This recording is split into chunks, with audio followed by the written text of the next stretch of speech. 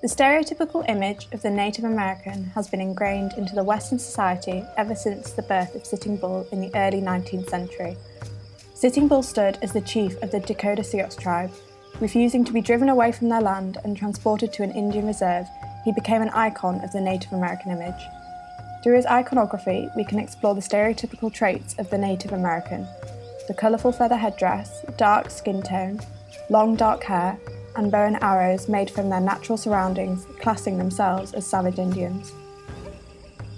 These traits have been ingrained into the Western society, carried, transformed, and globalised over the years as it is still witnessed to this present day. Disney's Pocahontas acts as a case study through which it is possible to explore the transformational stereotypical image of the Native American. Through adopting this image, Walt Disney has romanticised the real story of Pocahontas, transforming the savage Indian of Catlin's Wild West shows into the noble Indian princess. The stereotypical image of the Native Americans was created by George Catlin in the 19th century. Paul Reddin outlines the story of George Catlin as he created the first Euro-American image of the Indian through his Wild West shows.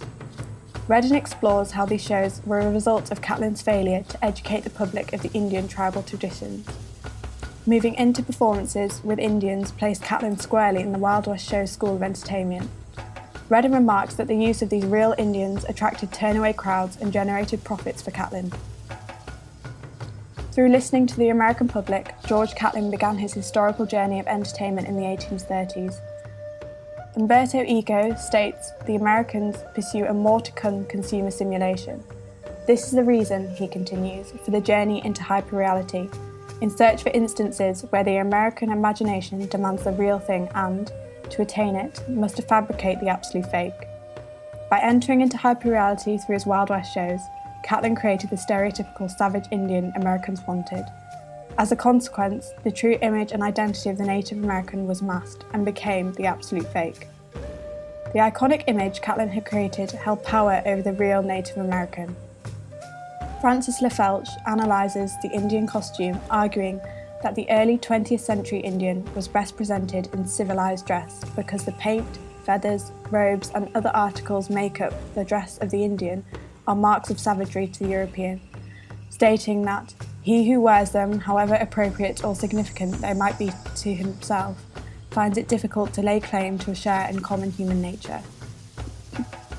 Through analysing this quote, Felch explores the consequences of the Indian costume, arguing that it distances themselves from the white American.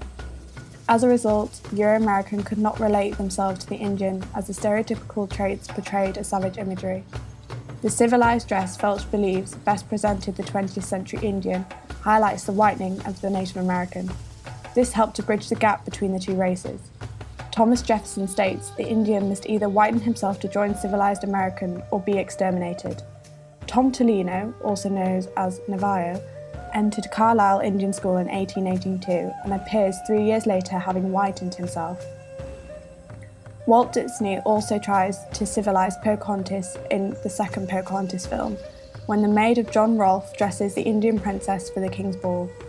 However, to this day, we still find the original Indian costumes scattered all over the internet.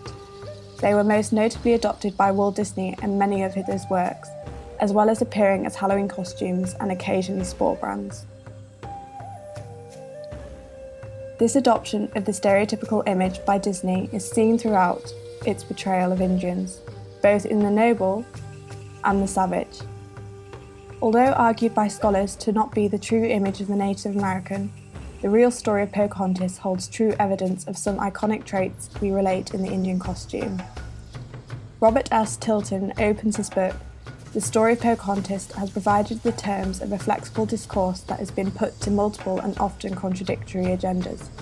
He goes on to say, Pocahontas was the most frequently and variously portrayed female figure in antebellum literature, serving as the prototype for both the beautiful Indian princess of the frontier romances and the heroes of the numerous rescue scenes. Walt Disney used the beautiful Indian princess and romanticised the true history of Pocahontas. This does serve as a positive outcome as the film's retreat from the savage the settlers called her tribe. However, Disney did not forget this savage imagery we see in the real story of Pocahontas in her tribe.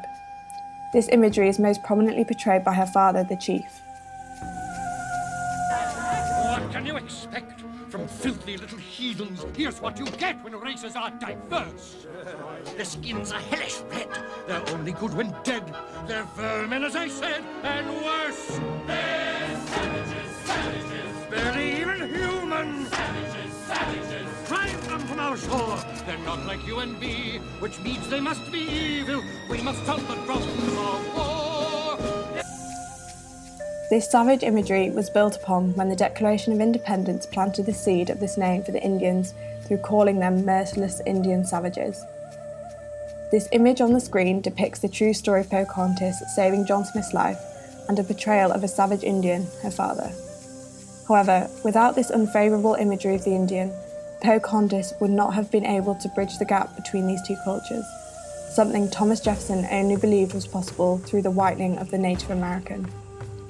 We see this act of heroism throughout the many paintings of Pocahontas illustrated over the years.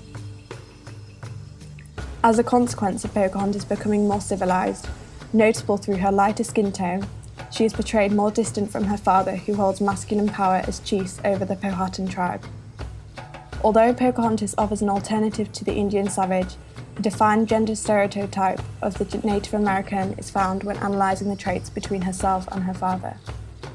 Through this exploration of the savage Indian in her father, we witness a reflection of the savage seen in Caplan's Wild West shows.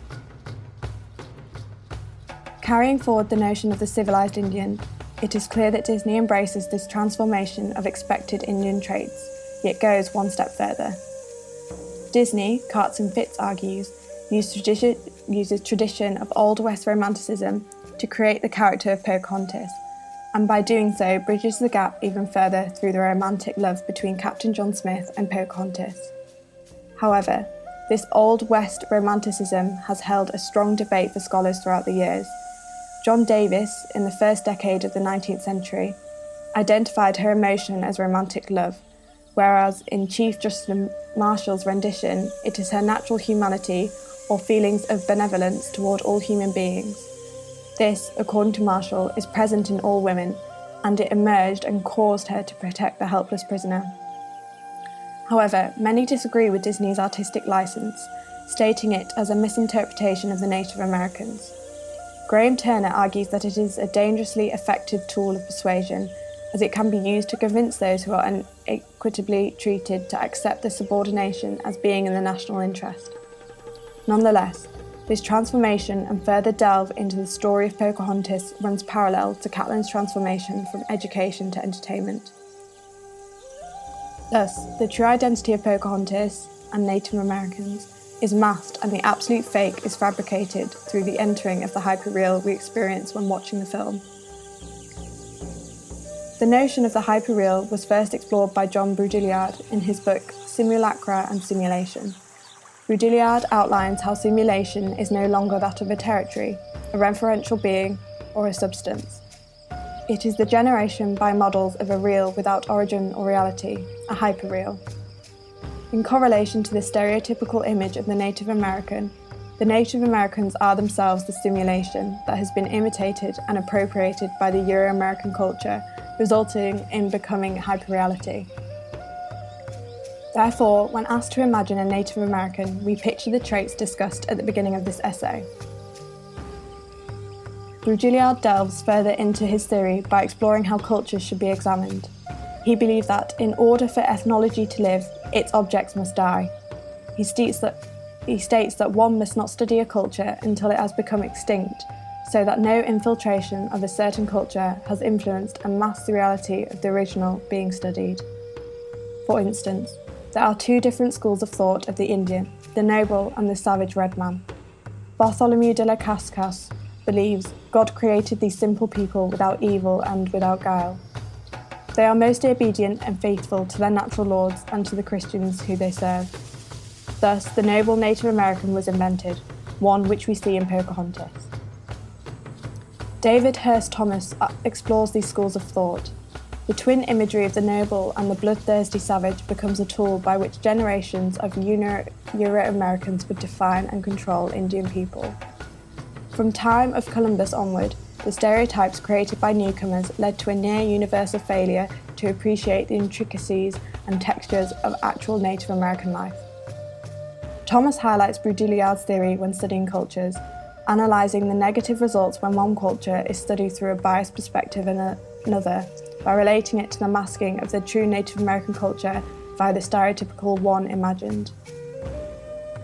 Another perspective adopted when analysing the transformation of the Native American image is Edward Said's theory of Orientalism. Said's theory states that Orientalism is the general group of ideas overriding the mass material about which who could deny that they were shopped through the doctrines of European superiority. Native American culture was captured by Euro-Americans and appropriated with white cultural beliefs which they deemed superior to any other. Evan M. Maurer adopted this theory when stating that persistent colonialist attitudes influenced the presentation of Native Americans and their culture, showing them to be of less value than their European counterparts. An example of this is the Indian costume Catlin provided in his shows, which Felch argues made Indians themselves savage and less civilised to the white public. Furthermore, Said's notion of hegemony, that certain cultural forms predominate over others just as certain ideas are more influential than others, provides a different reading of the hierarchical value of Native Americans. Native Americans appearing of lesser value can be argued as inevitable through their backward society in comparison to the settlers, and thus Euro-American culture. However, Pocahontas managed to bridge this gap as it explored earlier, in both the true historical event and the romanticised Disney films. However, the true story of Pocahontas is subjective in how people interpret the event. This misinterpretation and misunderstanding can be explained when analysing the story through Roland Barthes' theory of mythologies. Barthes analyses the ways we think of the world around us through extracting meaning. Through the sign, an object, and the signifier, the image. What we take away from the object is the signified. This consists of denotation, the literal meaning of the image, and also the connotations, meaning the incorporate additional cultural meaning which become the level of myth. Thus, the myth distorts the historical realities of a culture. It does not hide anything, but simply distorts them by alienating the history of the sign. The sign is the product of the relationship between the signifier and the signified. Barthes explains this theory by adopting it on a French magazine cover showing a young black soldier. Relating this to Native Americans, the myth of Pocahontas has been distorted. The signifier stands as the image of Pocahontas saving John Smith's life, which been misinterpreted by Disney and John Davis as an act of romantic love rather than the true heroic manic through her love for humanity. However, Barthes notes that myths are read as innocent speech, from which ideology and signification is absent, and an innocent reading of Pocahontas surely portrays her as a noble Indian, distorting the myth of the savage red man. Yet, the portrayal of her alongside her father in the image, the signifier, flaws Barthes' argument as her father cannot be read innocently due to the appropriation of white culture into the Native American, resulting in the savage red man status her father holds. To conclude, Catlin's creation of Indian stereotypes were born out of Euro-Americans' need for entertainment. This is highlighted through Catlin's transformation from educational exhibitions to his Wild West shows in the 1830s. These stereotypes, discussed throughout this essay and led by Sitting Bull, still remain today as seen through Disney films, focusing upon both the Pocahontas films. They have been the result of cultural appropriation, clearly highlighted when adopting Said's notion of hegemony and Baudrillard's theory on exploring ethnology. Over the years, scholars have explored the transformation of the Native Americans' image, focusing primarily upon the literary evaluation of Pocahontas' story against the two schools of thought, the noble and the savage. As a result of the white American need for entertainment, such as the adoption of romantic love, the true identity of the Native American has entered the hyperreal. Along with this, their image has thus been distorted and the true story of Pocahontas deemed a myth when analysing Barthes' mythologies.